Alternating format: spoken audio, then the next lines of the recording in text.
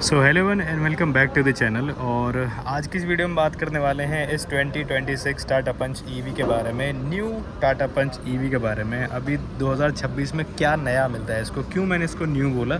कुछ चीज़ें तो आपको देख के समझ में आ भी गई होंगी कि कुछ तो यहाँ पे चीज़ें चेंज हुई हैं और कुछ इंटीरियर में भी चेंजेस हैं, कुछ टेल गेज पे भी चेंज है। मतलब थोड़ा सा रिफ्रेशिंग जो है वो किया गया है इस गाड़ी की वाइब को ओवरऑल।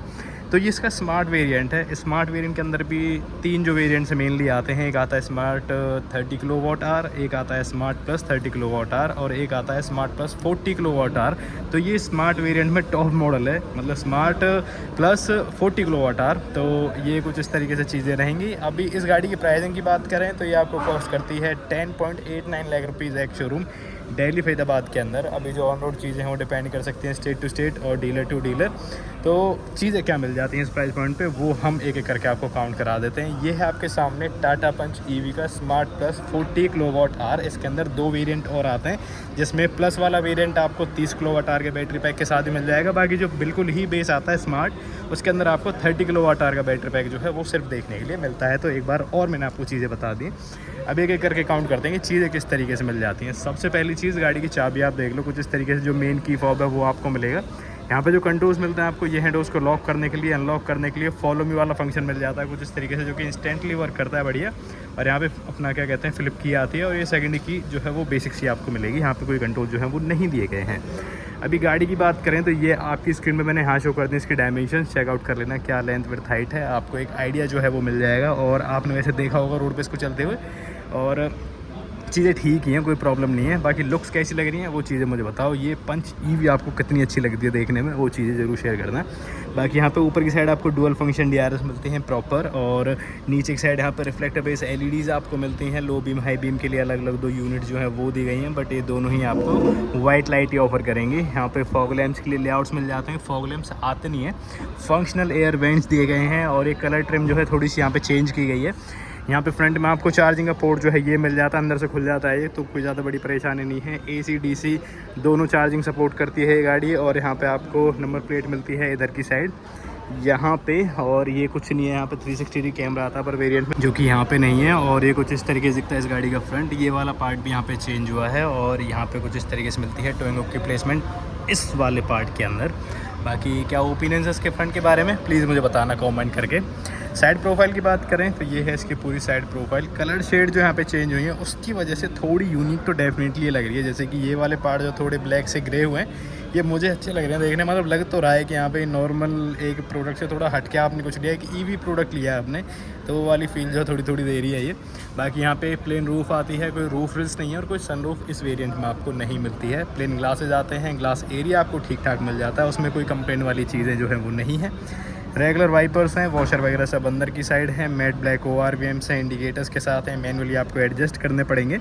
और यहाँ पे टाटा.EV का जो बैज है वो आपको मिल जाता है, थोड़ा 3D टाइप और देखने में अच्छा भी लगता है। साइड में डोर बिडिंग्स की बात करें तो काफ़ी बढ़िया सी डोर बिडिंग्स मिलती हैं। और यहाँ पे टायर्स की बात करें तो फिलहाल जो टायर्स हैं ये हैं अपोलो के। और टायर सेक्शन की बात करें तो ये है 195/60R16, 16 इंच के स्टील व्हील यहाँ पे मिलते हैं। और ये व्हील कैप्स कुछ इस तरीके से ही यहाँ पे आएंगे, ये कोई एक्सेसरीज़ का पार्ट यहाँ पे नहीं है। 190 mm की ग्राउंड क्लियरेंस से गाड़ी आपको ऑफर करती है। और गाड़ी में आगे डिस्क, पीछे आपको ड्रम ब्रेक्स मिलती हैं। और यहाँ पे मैट ब्लैक डोर हैंडल्स मिलते हैं, पीछे वाला डोर हैंडल आपको यहाँ पे मिलेगा। और ये चीज़ तो डेफिनेटली यहाँ पे चेंज होनी ही थी। जब जो करंट में टाटा पंच है उसके अंदर ये चीज़ कनेक्टेड हो चुकी है, तो ये तो आना ही था इसके अंदर। तो ये चीज़ यहाँ पे हो चुकी है, ये पूरा पार्ट कनेक्टेड है। बस चलता है इसका ये वाला पार्ट है, हेलोजन बेस है ये। ऊपर यहाँ पे glossy black sharp and antenna आपको मिल जाता है। साइड कॉर्नर्स पे मैट ब्लैक जो एलिमेंट्स हैं ये दिए गए हैं। प्लेन ग्लास है, कोई डिफॉगर वाइपर नहीं आएगा। और यहाँ पे हाई माउंटेड स्टॉप लैम्प की प्लेसमेंट आपको मिल जाती है। टाटा का लोगो है, थोड़ा सा वाइट टोन में है।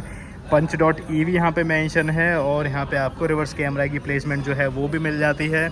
नीचे यहाँ पे रिफ्लेक्टर्स हैं, दो पार्किंग सेंसर्स हैं। और यहाँ पे आपको रिवर्स लाइट जो है ये दी गई है। और ये कुछ इस तरीके से दिखता है इसका पूरा टेल गेट डिज़ाइन। बूट की बातचीत करें तो यहाँ पे एक बटन आती है, इसे प्रेस करके बूट आप अपना एक्सेस कर सकते हो। और यहाँ पे ऑलमोस्ट 366 लीटर्स की बूट स्पेस मिलती है, 366 लीटर्स के आसपास की।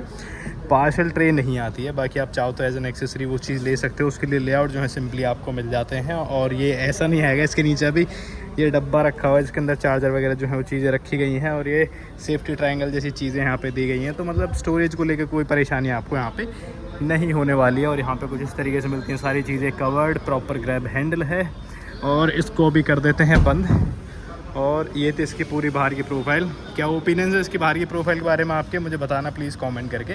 अभी अंदर चलते हैं। यहाँ पे आपको फिज़िकल एक्सेस मिल जाता है। और ये 90 डिग्री वाला एंगल तो जो है वो आता ही है इसके साथ पहले दिन से ही। और ये कुछ इस तरीके से दिखता है पूरा डैशबोर्ड का व्यू। थोड़ा रिफ़्रेशिंग आपको ज़रूर फील होगा। और कुछ चीज़ें आपको इतनी अच्छी लगने वाली हैं कि इस वेरिएंट से ज़्यादा अच्छा वेरिएंट ही शायद आपको कोई ना लगे, अगर आप एक प्रैक्टिकल पीओवी से देखते हो तो। बाकी बाहर से आपने देख लिया, जो अपडेट्स हैं वो तो आपको दिखेंगे ही। बाकी इंटीरियर की बात करें तो यहाँ पे आपको मल्टीपल कलर शेड्स मिलती हैं, जैसे कि ग्रे है, ब्लैक है, वाइट है। और ये सारी चीज़ें चेंज हुई हैं। पावर विंडो के कंट्रोल जो हैं ये चीज़ें चेंज हुई हैं, पहले ये ऐसे नहीं आया करते थे, अभी थोड़े ज़्यादा स्टडी और सॉलिड फील हो रहे हैं। डोर लेवर्स आप चेकआउट कर सकते हो, सिल्वर फिनिशिंग में है। डोर लॉक्स यहाँ पे हैं, ट्विटर स्पीकर, बोतल होल्डर, अम्ब्रेला होल्डर। और कुछ इस तरीके से दिखता है पूरा डोर पैनल, काफ़ी बढ़िया सा, परफेक्ट सा। 6 वे मैनुअल एडजस्टेड आपको ड्राइवर सीट मिलती है, मतलब कि यहाँ पे हाइट एडजस्टमेंट जो है वो आपको मिल जाती है। कुछ इस तरीके से आप इसको कर सकते हो अपने हिसाब से। सीट बेल्ट्स हैं और नीचे यहाँ पे 2 पेडल्स हैं, साइड में डेड पेडल आपको मिलेगा प्रॉपर। यहाँ पे थोड़ी स्पेस मिल जाती है, यहाँ पे आपको इल्यूमिनेशन भी मिलती है।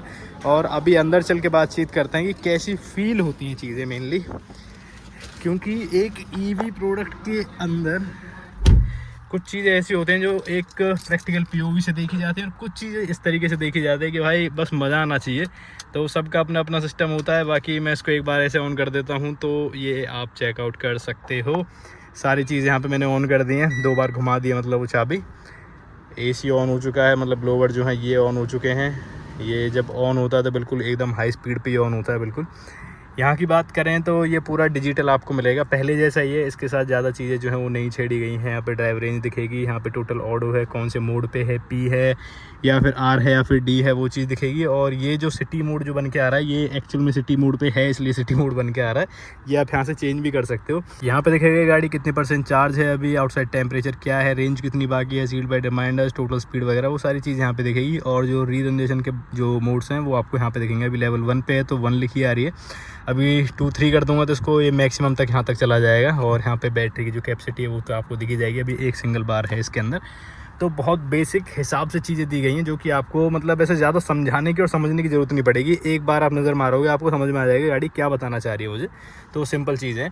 बाकी यहाँ पे ये चीज़ें चेंज हुई हैं, ये लिवर्स वगैरह ये पहले ऐसे नहीं आया करते थे, तो ये चीज़ बढ़िया लग रही है अभी देखने में। यहाँ पे वाइपर्स के कंट्रोल हैं, यहाँ पे हेडलैम्प्स और इंडिकेटर्स के कंट्रोल हैं, ये चीज़ें भी यहाँ पे चेंज हुई हैं।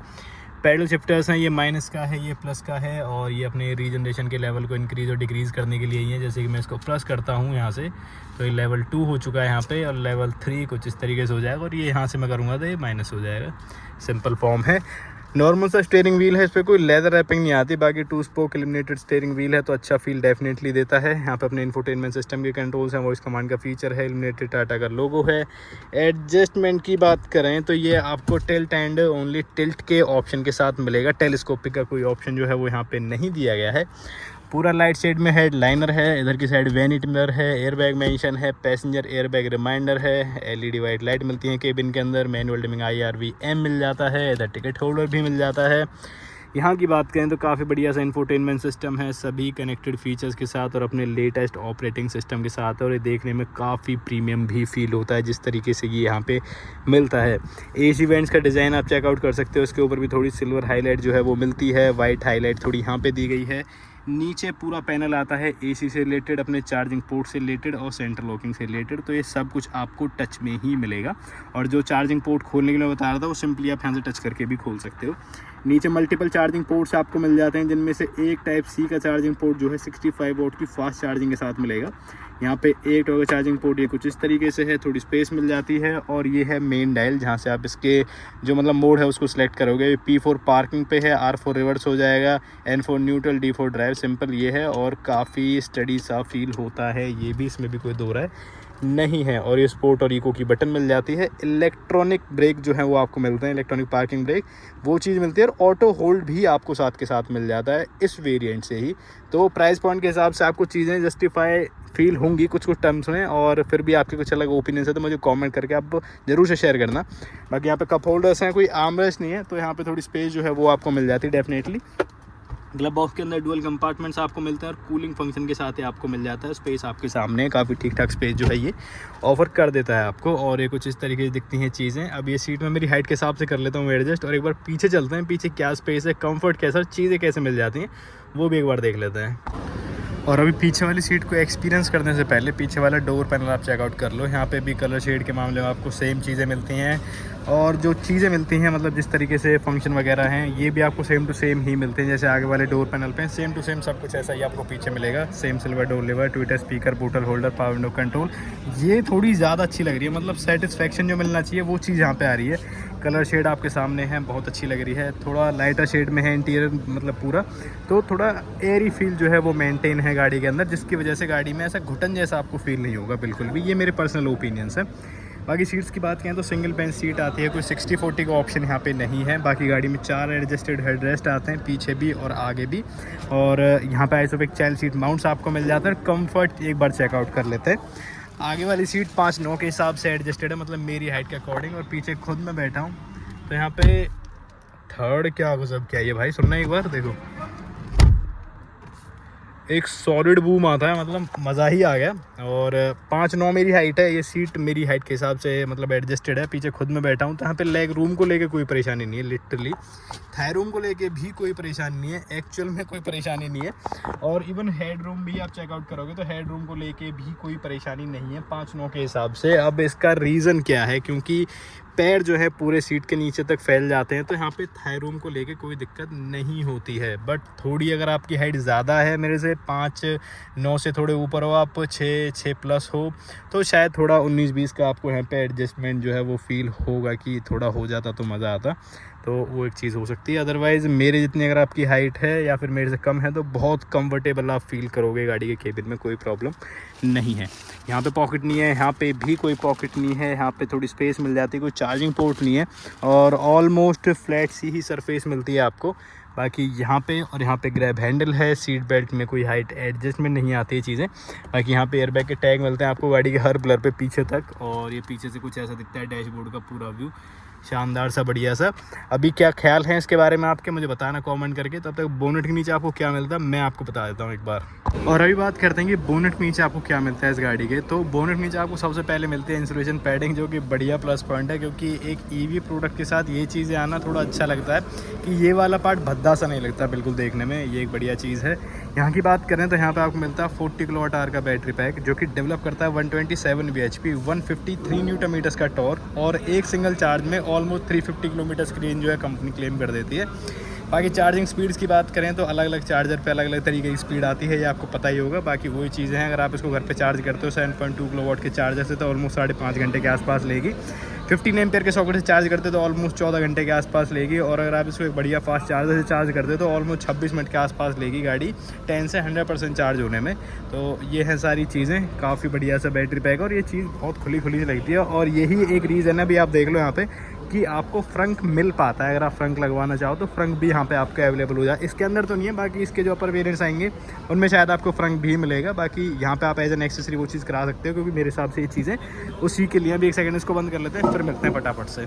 तो ये थे आपके सामने ऑल न्यू टाटा पंच EV 2026 टाटा पंच EV। इसका स्मार्ट प्लस था 40 kWh के बैटरी पैक के साथ। आई होप आपको थोड़ा प्रैक्टिकल लगा होगा, थोड़ा ज़्यादा सेंसेबल लगा होगा।